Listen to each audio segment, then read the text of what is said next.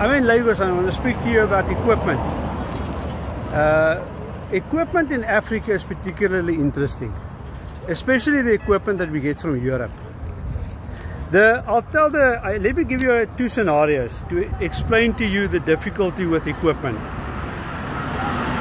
The equipment suppliers in Europe have this mentality, they have a very transactional mentality towards servicing customers in Africa.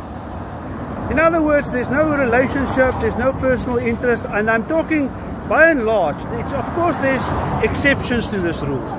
But by and large, the suppliers in Europe are not really interested in relationships with their customers. Two notable examples of this. One is an equipment supplier from Europe, part of the European Union. To get a service person out, a technician, to come and look up at the equipment that we bought from this company is going to cost us 10,000 euros.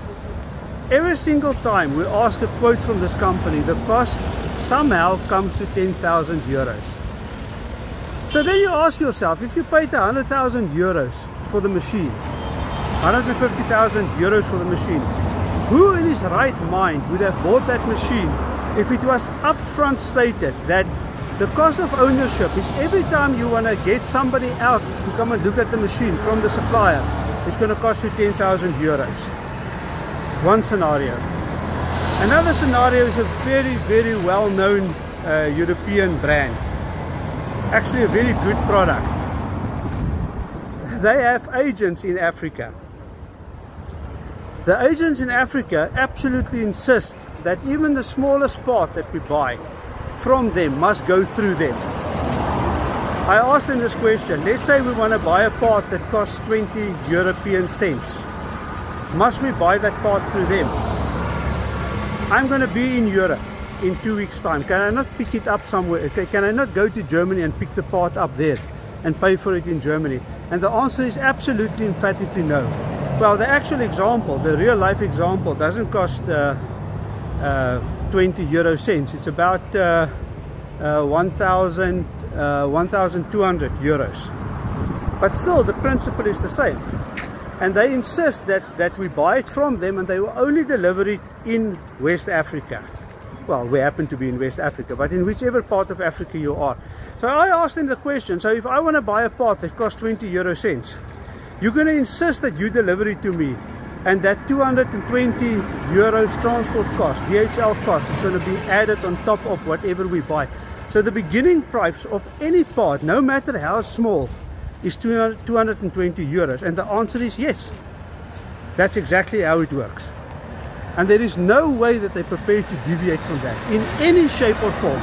Even though I'm going to be in Europe, even though I can pick up the part from the manufacturer, they absolutely insist that they will not allow that. Because I'm from West Africa, the only thing that they will allow is if that part is shipped through their agent in Africa to me. A completely ridiculous scenario. Again, it comes down to the total cost of ownership. If you calculate the cost of ownership of these machines from Europe, it's absolutely astronomical. Now, I must also say that there are European suppliers who has absolutely no problem and who say to me, even if you're going to be in Europe, come and pick it up from us. We have no problem selling that part to you. There's one or two, it's a handful of them, who's 100% prepared to work with us to make it as cheap as possible, who say to us, Kevin, why do you even want to get the part from us? Because we built our machines so easy that you can buy the parts from the hardware shop at the corner, and we'll help you to tell you, yes, this is the part that we recommend you use. Absolutely, buy it from the hardware store at the corner. There's no problem with that. The problem is that there's not many of those suppliers. Not many in Europe understands the relationship side of business. Right? It's transactional. It is, we don't want to know you. It is yes or no. It's according to our internal company rules, and we're going to enforce our internal company rules upon you, whether it suits you or not. So that, of course, allows huge opportunity. And myself and my colleague in Austria are putting together a website where, well, she's actually putting together the website, where we are going to facilitate the sale of African appropriate machines, African appropriate equipment.